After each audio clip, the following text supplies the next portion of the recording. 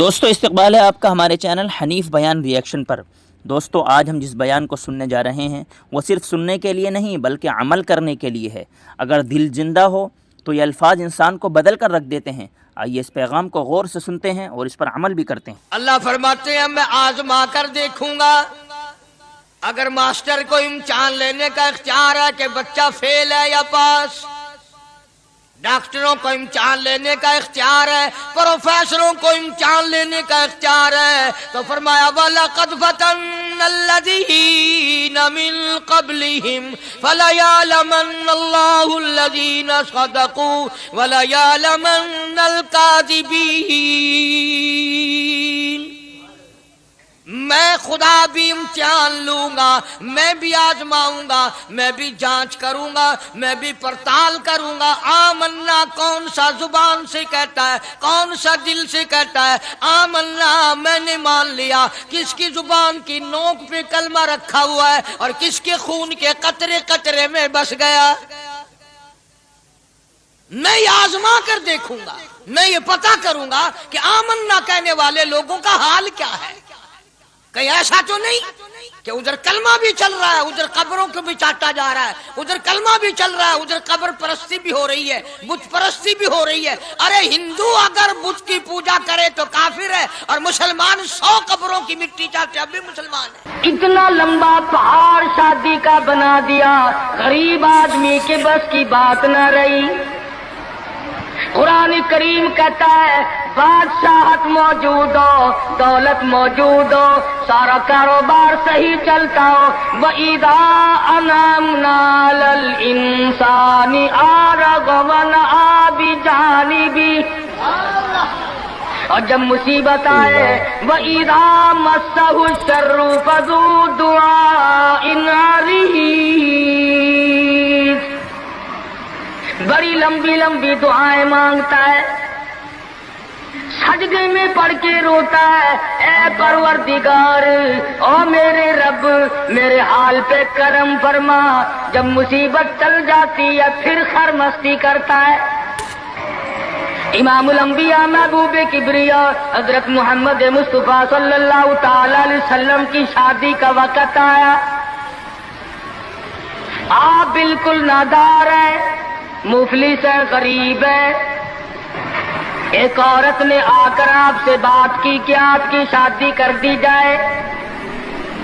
قربان جاؤں، ارشاد فرمایا میری شادی ہوگی کیسے؟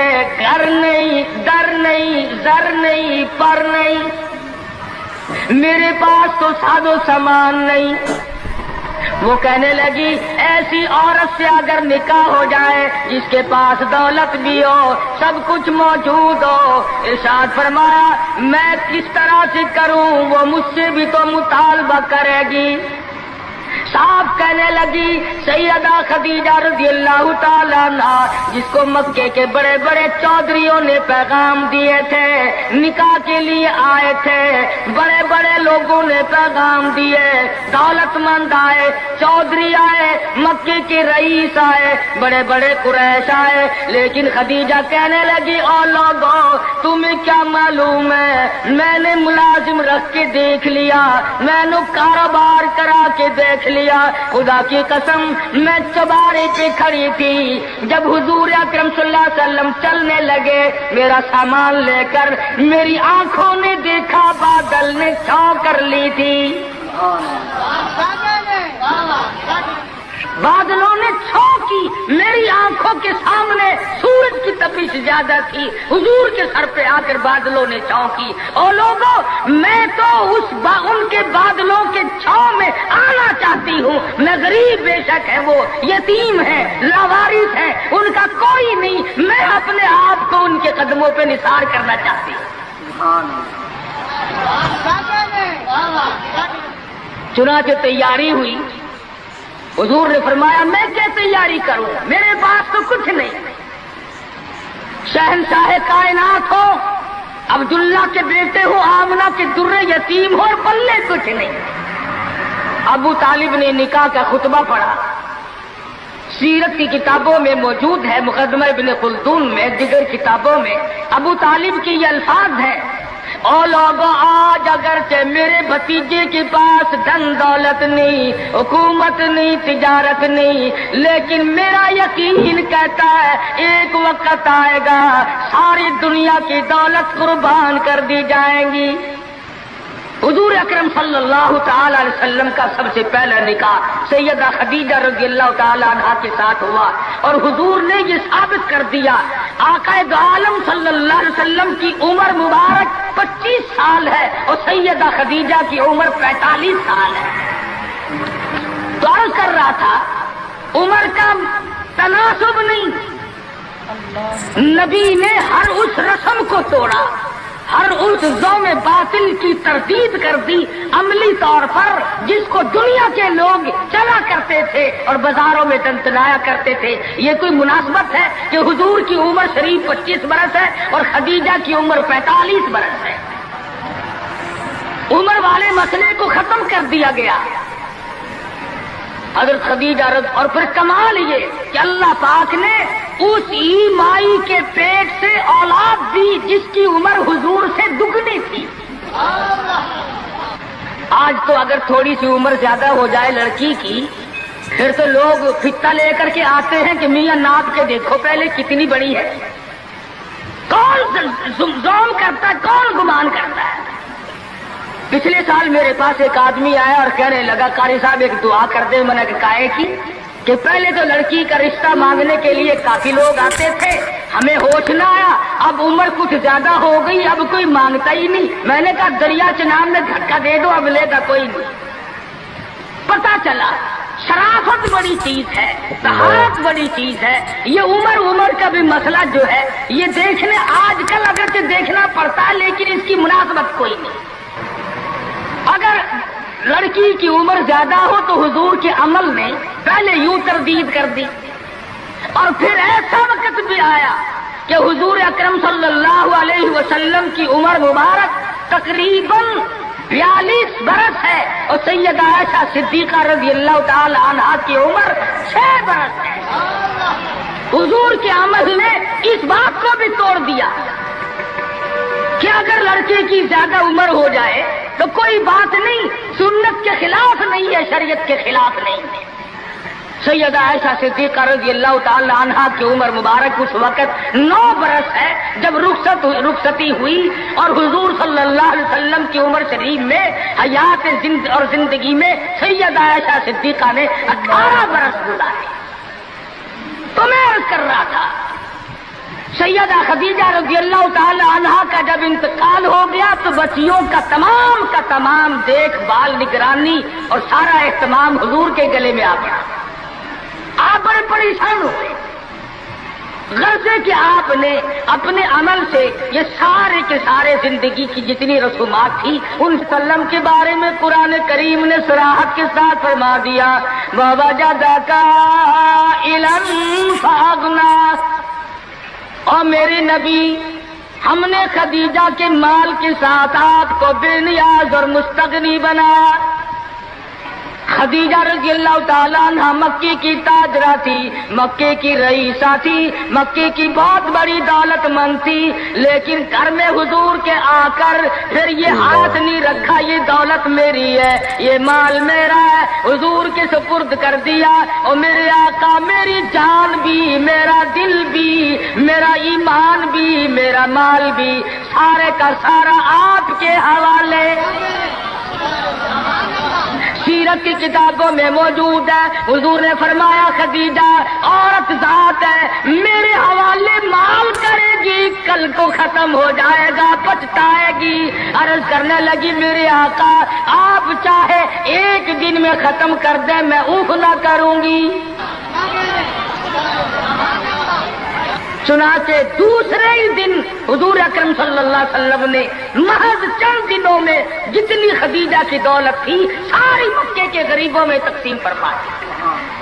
سیدہ خدیجہ کے عمل نے اس بات کی بھی تردید کر دی کہ جب تم شادی ہو کر کے آ گئی ہو تو تم بھی اور تمہارا مال بھی سب اس کے سپرد ہے۔ حضور صلی اللہ علیہ وسلم نے اپنی 11 شادیاں فرمائی اور 4 بیٹیوں کی شادیاں فرمائی۔ سیدہ رقیہ رضی اللہ تعالیٰ عنہ کی شادی عثمان ذی النورین رضی اللہ تعالیٰ عنہ کے ساتھ فرما دی. دونوں کے دونوں میاں بیوی ایک جگہ بیٹھے تھے. حضور تشریف لے آئے, فرمانے لگے رب اکبر کی قسم میں نے ساری زندگی میں اتنا حسین جوڑا نہیں دیکھا. اور حضرت رقیہ رضی اللہ تعالیٰ عنہ نے حضرت عثمان کے ساتھ لگ کر حبشے کی ہجرت فرمائی, پھر مدینہ منورہ کی ہجرت فرمائی. اس لیے قرآن کریم نے فرما دیا یا ایھا الناس, اے لوگوں, او انسانوں, او آدمیوں, او مردوں, اے عورتوں, اتقوا ربکم, ڈرو اپنے پروردگار سے. کس معاملے میں ڈریں, کن حالات میں ڈریں, کیا کرتے ہوئے ڈریں؟ ربکم الذی خلقکم من نفس واحدۃ وخلق منها زوجها وبث منهما رجالا کثیرا ونساء. اے لوگوں, ڈرو اس پروردگار سے, تمہیں ایک آدمی سے اور ایک عورت سے پیدا کیا گیا, یعنی آدم علیہ السلام سے اور حضرت حوا سے تمہیں پیدا فرمایا پروردگار عالم نے. اس لیے قرآن کریم کا مطلب کیا ہے, مقصد کیا ہے, منشا کیا ہے یوں ڈرانے سے, کس لیے ڈرا رہے ہیں؟ خداوند عالم فرماتے ہیں اگر تو امیر آدمی ہے, لڑکی غریبوں کی ہے تو مجھ سے ڈر جا. یہ عیب نہ بنا کہ لڑکی غریب کی ہے, میں امیر ہوں, کیوں؟ میں وہ بے نیاز ہوں, شام کو سوئے لکھا پتی, صبح کو اٹھے تو ٹکڑوں کا محتاج. میں ایسا بھی کر دیتا ہوں, شام کو سوئے بادشاہ, صبح کو اٹھے تو جیل کی کوٹڑی میں پڑا. میں ایسا بھی کر دیتا ہوں کہ کروڑوں کا مالک ہے, اگر موت آ گئی تو کفن چندے کا پڑ رہا. فرمایا لڑکی والوں کو یہ حق نہیں کہ وہ لڑکے کے بارے میں یہ کہیں کہ یہ تو غریب ہے, ہم اس کو کیسے دیں. آؤ پھر قرآن کریم سے پوچھ لیں, ہم مسلمان ہیں, ہمارا قرآن پہ ایمان ہے, محمد عربی صلی اللہ علیہ وسلم کے فرمان پہ ہم سب کا ایمان ہے. آؤ قرآن سے پوچھے کہ لڑکا لڑکی کی جب شادی کرنے کی نوبت آئے تو کیا دیکھنا چاہیے, کیا ڈھونڈنا چاہیے, کیا تلاش کرنا چاہیے. قرآن کریم سے ہم نے پوچھا کیا بنگلہ دیکھے, فرمایا نہیں. آج بنگلے والا کل کو قبر میں ہو سکتا ہے, آج بنگلے والا کل کو فٹ پاتھ پہ سو کر کے وقت کاٹنے والا بن سکتا ہے. کوٹھی والا تلاش کرے, فرمایا نہیں. کوئی اونچی ملازمت والا, اونچی پوسٹ والا لڑکا تلاش کرے, فرمایا نہیں. زیادہ لکھا پڑھا دیکھے, فرمایا نہیں. دھن دولت والا دیکھے, نہیں. کاروبار والا تلاش کرے, فرمایا نہیں. لڑکی بھی اسی طرح سے مالدار کی تلاش کرے, فرمایا نہیں. دولت مندوں کی تلاش کرے, نہیں. پھر اے اللہ کے قرآن تو ہمیں بتا, ہم کیا معلوم کریں, کیا دیکھیں, کیا سنبھالیں, کس چیز کی تلاش کریں. فرمایا ولا تنکحوا المشرکات حتی یؤمن. نعرہ تکبیر. فرمایا لوگوں اگر مجھ خدا سے پوچھتے ہو, میرے قرآن سے پوچھتے ہو, میرے نبی سے پوچھتے ہو, تو میں تو تمہیں ایک پہچان بتاؤں گا, ایک واقعہ بتاؤں گا, ایک نظریہ بتاؤں گا, ایک کیفیت بتاؤں گا. تمہیں سب سے پہلے یہ دیکھنا پڑے گا وَلَا تَنكِحُوا الْمُشْرِكَاتِ حَتَّى يُؤْمِنَ. اگر لڑکی مشرکہ ہے, شرک کرتی ہے, الہ العالمین شرک تو کرتی ہے مگر مالدار بڑی ہے. اے پروردگار عالم شرک تو کرتی ہے لیکن خوبصورت بڑی ہے. فرمایا وَلَأَمَةٌ مُؤْمِنَةٌ خَيْرٌ مِّن مُّشْرِكَةٍ وَلَوْ أَعْجَبَتْكُمْ. قرآن خود کہتا ہے مشرکہ لڑکی چاہے تمہیں مالدار نظر آئے، چاہے تمہیں خوبصورت لگے، آج اب تم قرآن کے الفاظ ہیں، تمہیں عجیب معلوم ہوتی ہو، تمہیں اس کے انداز، اس کی چال، اس کی ڈھال، اس کی رفتار، اس کا سونا چاندی تمہیں بہت بڑی چیز دکھائی دیتی ہو۔ فرمایا اسی طرح سے لڑکے کا ولا تنکحوا المشرکات حتی یؤمنوا وَلَعَبْدٌ مُؤْمِنٌ خَيْرٌ مِّن مُّشْرِكٍ وَلَوْ أَعْجَبَكُمْ۔ الہ العالمین، لڑکا شرک تو کرتا ہے مگر مالدار بڑا ہے، لڑکا شرک میں تو ڈوبا ہوا ہے مگر خوبصورت بڑا ہے۔ قرآن کا اعلان سنو، پیغام سنو، فرمایا شرک سے بچنا، سب سے پہلے لڑکے لڑکی کا عقیدہ دیکھنا، اگر عقیدہ صحیح ہوگا تو بات بنے گی، اگر غلط عقیدے کی لڑکی آ گئی خاندان کا بیڑا غرق کر دے گی۔ حافظ جمال صاحب بول عیسیٰ قلندر رحمت اللہ علیہ پانی پت میں مزار ہے، میں اب ہندوستان گیا تھا تو اب بھی حاضری دینے گیا تھا۔ ہم اولیاء کرام کو بڑا مانتے ہیں، میں بول عیسیٰ قلندر رحمت اللہ علیہ کے مزار پہ گیا اور رات وہیں ٹھہرا۔ مولانا حالی پانی پتی کی خبر بھی وہی اور بول عیسیٰ قلندر کا مزار بھی وہی۔ تو لکھا ہے کہ جس وقت بول عیسیٰ قلندر رحمت اللہ علیہ پیدا ہوئے تو بڑے روئے، بہت روتے تھے۔ تو ایک بزرگ آئے جنہوں نے ان کے والد کو مبارکباد دی کہ بچے کی مبارک ہو۔ انہوں نے کہا حضرت مبارک تو آپ دے رہے ہیں مگر بچہ جس دن سے پیدا ہوا اتنا رو رہا ہے کہ ناک میں دم کر دیا۔ فرمایا میرے پاس تو لاؤ ذرا، لے آئے۔ اللہ والے نے ذرا سا اس کان کو منہ لگایا اور ذرا سا اس کان کو منہ لگایا، بچہ خاموش ہو گیا۔ واپس جانے لگے۔ شاہ فخر الدین رحمہ اللہ اولیاء کرام میں سے ہیں، بزرگان دین میں سے ہیں۔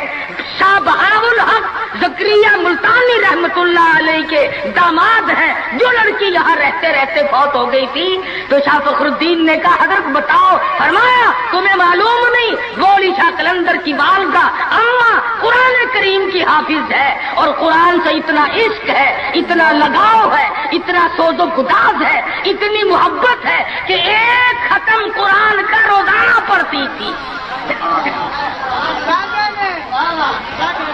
بچے کو پیٹ میں لے کر ایک ختم قرآن روزانہ کا پڑھتی تھی۔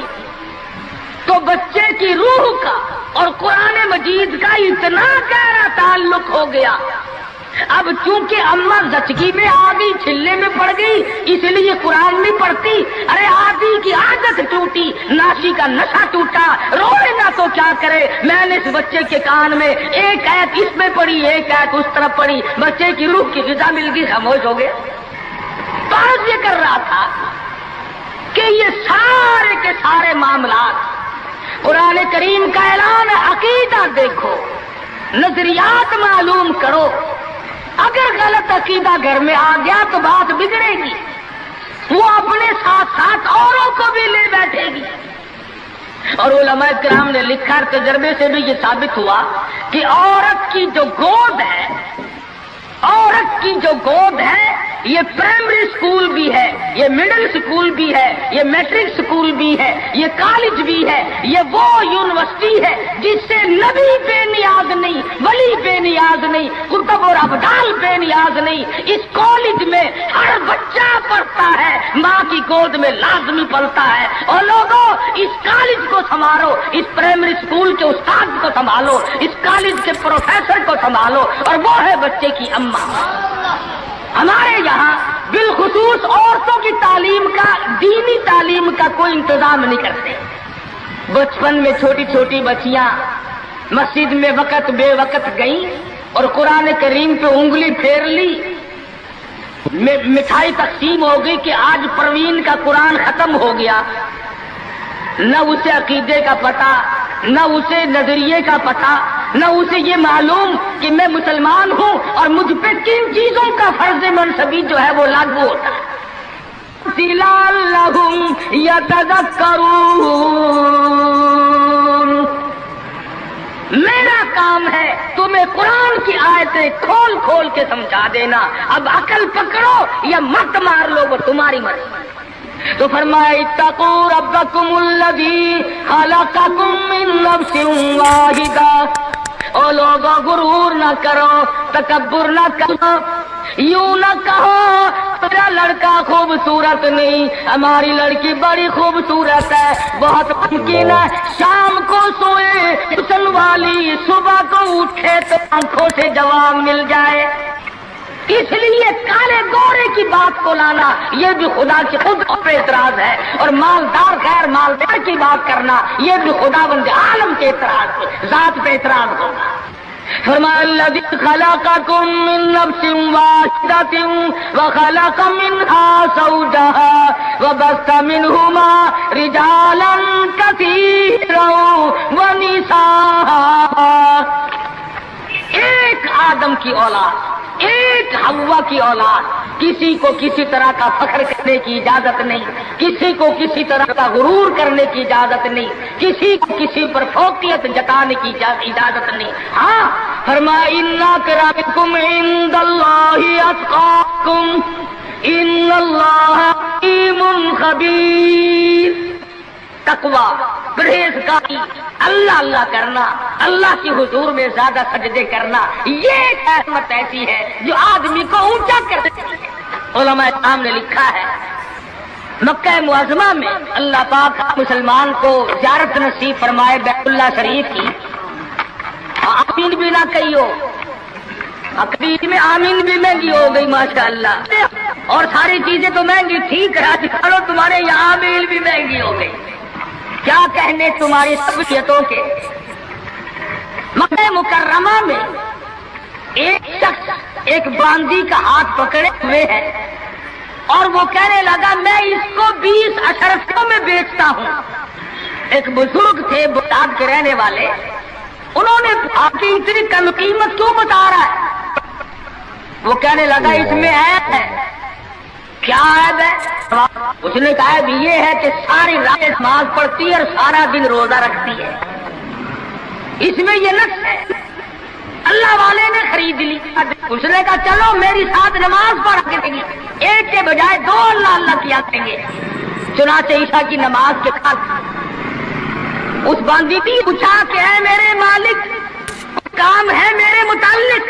کہا کوئی نہیں، لکھ دو ہے کہ عشاء کی نماز کے بعد مصلے پہ کھڑی ہوئی تھی، صبح کی آزاد ہو گئی، قرآن پڑھتی رہی ساری عمر، اور جب دن آیا تو کہنے لگی اللہ والے تم بغداد میں رہتے ہو، کچھ قرآن سنو۔ انہوں نے 2 آیتیں پڑھی، ہوش ہو گئی، منہ پہ پانی کے چھینٹے پڑے، پھر ہوش آیا، پھر قرآن کی 2 آیتیں پڑھی، سورت حدیث پوری نہ پڑھ سکے تھے، ایک ہماری اور جان دے۔ کیسا ذوق تھا، کس قسم کی محبت تھی اللہ پاک جانوں سے، اور کیا ایمان تھا کہ قرآن کریم کی شہید ہوگی، کوئی تلوار شہید ہوگا، کوئی لوہا شہید بنے گا، کوئی پتھر کھا کے مرے گا، ڈوب کے مرے گا، کوئی آگ میں جل کے مرے گا، کوئی ایکسیڈنٹ میں مرے گا، یہ اللہ والی خدا کا قرآن سن کے مرے گا۔ آج ہمیں یہ بات کہاں نصیب ہے؟ حضور اکرم کہو صلی اللہ علیہ وسلم نے صحابہ کرام کو نکاح کی سنتوں کی تعلیم دی، ہمارے یہاں تو اتنا بکھیڑا بنا دیا کہ اب سنتوں کی تاریخوں کو کوئی پوچھتا ہی نہیں۔ حالانکہ خدا بند عالم روزہ اپنی قدرت کے تماشے دکھاتے ہیں۔ ابھی ہفتہ نہیں ہوا ایک بس فیصلہ آباد سے بارات لے کر کے چلی اور ایک بس لاہور سے بارات لے کر کے چلی، شیخ پورے کے قریب تصادم ہوا، 9 آدمی ایک طرف سے، 7 آدمی ایک طرف سے، 3 آدمی موقع پہ مر گئے۔ دلہا بھی، دلہے باپ بھی، ماں بھی، بھائی بھی، سارا خاندان ختم ہو گیا۔ کیا پروگرام لے کر کے چلے ہوں گے، کیا ارادے لے کر کے چلے ہوں گے کہ یہ خوشی منائیں گے؟ لاہور کے جس محلے میں دلہن آنا تھا، ہم اس محلے میں ٹھہرے ہوئے تھے، سجا رکھا ہے، یہاں مسحری بچھائی ہے، یہاں سامان رکھیں گے، یہاں فریج رکھا جائے گا، یہاں پنکھے رکھے جائیں گے، یہاں پر تمام مہمان ٹھہریں گے، خود قسم انتظار ہے سامان کا، اور کچھ دیر کے بعد 7 آدمیوں کے چھیچڑوں اور گٹھڑیوں کی گٹھڑیاں بن کے آئے. اس لیے ہمیں ہر حال میں اللہ پاک کے قہر اور غضب سے ڈرنا چاہیے. ڈرتے نہیں. ہمارے ملتان میں ایک بہت بڑے ٹرانسپورٹ نے اپنی بچی کی شادی کا پروگرام بنایا تو برات بھی بہت بڑی آنی تھی. بڑے گاجے ہو رہے تھے اور بڑا ٹھیٹر تماشا کھانا پکانا. اچانک ٹیلی فون کہ شور کوٹ کے پاس ٹکر ہو گئی, ساری کار ختم ہو گئی. اب اس میں لڑکا تھا وہ بھی ختم ہو گیا. ہاتھوں کی لکیر دیکھ کر لوگ تقدیر بتاتے ہیں. ساری عمر قرآن پڑھنے کے بعد اپنی تقدیر کا پتہ نہیں. میں کہتا ہوں کہ نبی کو اپنی تقدیر کا علم نہیں کہ صبح کیا ہوگا. رسول کو علم نہیں, وقت کو علم نہیں. اور یہ فٹ پاتھ پہ بیٹھ کر لوگوں کے ہاتھوں کی لکیر دیکھ کر تقدیر بتاتے ہیں. جب پر یقین کیا جاتا ہے. ہم ہیں مسلمان. ایک مرتبہ لاہور میں فٹ پاتھ پہ بیٹھا ہوا آدمی لوگوں کے ہاتھوں کی لکیر دیکھ رہا تھا اور تقدیر بتلا رہا تھا. بڑے لوگ کھڑے تھے, اچھے خاصے بڑے لوگ. کسی کو کہتا تھا تجھے بڑی اونچی ملازمت ملے, بہت اونچی پوسٹ پہ تو جائے گا. بس بابو جی اکڑے جاتے تھے, کیا کرنا بس کیوں جی گورنر سے کم تو نہیں ہوں گا نا. لوگ پیسے بھی دے رہے تھے اور تقدیر لکھ رہے تھے. ہم مجمع میں کھڑے تھے. میں نے اپنے دوستوں سے کہا کہ یار آؤ ذرا ہم بھی دیکھیں تقدیر بتانے والا ایسا ہے. اور مجمع میں سے آگے کو نکل کر میں نے بھی آگے ہاتھ کر دیا. میں نے کہا سائی جی ذرا دیکھو میری تقدیر شادی ہے کہ نہیں. اور بدبخت اچھی طرح دیکھی بھی نہیں. میرا ہاتھ جھٹک کر کے کہنے لگا نہیں تیری شادی نہیں ہوتی. تو میں کہا کھوتے تیرے باپ کے 8 بچے کھیل رہے ہیں. تجھے کیسے معلوم ہو گیا کہ شادی نہیں ہونی. البتہ اگر تو دوسری شادی کے بارے میں کہتا ہے تو بات اور ہے. اس کا کھیل ختم ہو گیا. غلط چیز, غلط عقیدے کی طرف بہت جلدی لوگ بھاگ جاتے ہیں. صحیح بات کی طرف محمد عربی صلی اللہ علیہ وسلم نے لوگوں 23 برس قرآن سنایا, فرمان بتایا, صحابہ کرام کا لشکر تیار کیا, ان کی زندگیوں میں انقلاب برپا کر دیا. ارے ٹوٹ کے جو مسلمان کہلاتے ہوئے آج نہ نبی کی صورت ہے, نہ نبی کی سیرت ہے, نہ نبی کی سنت ہے, نہ نبی کا طریقہ ہے. ارے آج تک کسی عورت نے ہم سے یہ نہیں پوچھا کہ ہمیں فاطمۃ الزہرا کا لباس تو بتاؤ. آج تک کسی مائی نے ہم سے یہ نہیں پوچھا خدیجہ کا لباس بتاؤ. کوئی ماں بہن آج تک یہ پوچھ نہیں رہی ایسا صدیقہ رضی اللہ تعالیٰ عنہا کا لباس بتاؤ, ام حبیبہ کا لباس بتاؤ, ام سلمہ کا لباس بتاؤ, رقیہ, ام کلثوم, زینب کا لباس بتاؤ. کون پوچھے, کرنا ہو تو پوچھے. مدنی کریم صلی اللہ تعالی علیہ وسلم نے صحابہ کرام کی زندگی میں انقلاب برپا کر دیا. شادیاں حضور سے پوچھ کے کرتے ہیں. خدا کی قسم وہ شادیاں کتنی متبرک ہوں گی, کتنی برکت والی ہوں گی جن میں حضور نکاح پڑھانے کے لیے تشریف لاتے تھے. صحابی ہے مدنی کریم صلی اللہ علیہ وسلم کا, غریب ہے, نادار ہے, شکل کا بھی ایسا ہی ہے, چھوٹے سے قد کا صحابی ہے مگر حضور کا دیوانہ. دریائے کرم جوش میں آیا, فرمایا جلیبی تم نے شادی کی کہ نہیں؟ عرض کیے یا رسول اللہ میری شادی کون کرے, غریب ہوں, نادار ہوں, مفلس ہوں. فرمایا جا فلاں صحابی کے پاس چلا جا, اس کے پاس لڑکی ہے, میری طرف سے جا کے پیغام دے دے. اس نے پیغام دیا, منظور ہو گیا, بڑا خوشی خوشی آیا, آ کے کہنے لگا کالی کملی والے صلی اللہ علیہ وسلم میرا کام بن گیا, میرا گھر بسے گا, میری چوک بسے گی, میرا گھر آباد ہوگا, مگر میرے پلے کچھ نہیں. فرمایا جا عثمان غنی سے 300 درہم قرض لے لے, تیرا قرض میں محمد الرسول اللہ ادا کروں گا. وہ کتنے خوش نصیب ہوں گے لوگ جن کی امداد शादी में हुजूर फरमाए और जामिन बन रहे। उस्मान गनी की खिदमत में गए रज़ी अल्लाह ताला अन्हु कि मुझे हुजूर ने भेजा है, 300 दिरहम कर्ज दे दे। हुजूर ने मांगा है, हुजूर जामिन है सल्लल्लाहु अलैहि वसल्लम। 300 लेकर के बाजार गया, कुछ कपड़ा खरीदा, कुछ बर्तन लिए, कुछ सादो सामान बनाया, झोपड़ी की तैयारी की। इतनी देर में मदीने में ऐलान हो गया, इन्फिरू फी सबीलिल्लाह, और मुसलमानों आओ मैदान में। कुफर ने इस्लाम को ललकारा है, तैयार हो जाओ लड़ाई के लिए।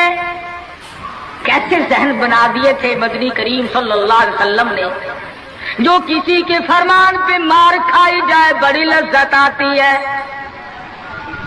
सहाबी हुजूर की खिदमत में नहीं जाता और मेरे आका जिहाद में जाऊं या शादी करूं, आप मुझे हुक्म दें जो फरमाओगे करूंगा। हुजूर की खिदमत में नहीं जाता, शादी का प्रोग्राम खुद ब खुद मुलतवी कर देता है। इस्लाम की अजमत बड़ी शय है, शादी के मुकाबले में कोई शय नहीं। जेवर वापिस कर दिए, कपड़ा वापिस कर दिया, बर्तन वापिस कर दिए, घोड़ा तलवार ली, मैदान जिहाद में सबसे आगे जाके टकरा गया और जख्म खाकर शहीद हो रहा है। हुजूर मैदान जिहाद में तशरीफ लाए, फरमाया मेरा दीवाना शादी में मसरूफ होगा। किसी ने जवाब दिया नहीं नहीं, जुरहत जुरहन शदीदा, या रसूल अल्लाह हमारे माँ बाप आप पे कुर्बान हो जाए। वो पीछे नहीं, वो तो 80 के करीब जख्म खाए हुए निढाल पड़ा है। तलवारों तीरों के 80 के करीब जख्म आए। रहमत दो आलम सल्लल्लाहु अलैहि वसल्लम का दरियाए करम जोश में आया, फरमाया उठा करके जल्दी मेरे पास ले आओ। सहाबा उठा के लाए, रहमत वाली गोद में सर रख दिया। और लोगों, कोई अस्पताल में दम तोड़ेगा, कोई एक्सीडेंट में मरेगा, कोई बीवी बच्चों के सामने तड़प तड़प के मरेगा। खुदा की कसम ये सहाबी कितना खुश नसीब है, रहमतुल लिल आलमीन की रहमत वाली गोद में दम तोड़ रहा है। नारे तकबीर, नारे सहाबा। और मदनी करीम सल्लल्लाहु अलैहि वसल्लम ने आखिरी वक्त में पेशानी पे बोसा दे करके फरमाया फुज़्ता बि रब्बिल काबा, और नौजवान रब्बे काबा की कसम तो बड़ा कामयाब है।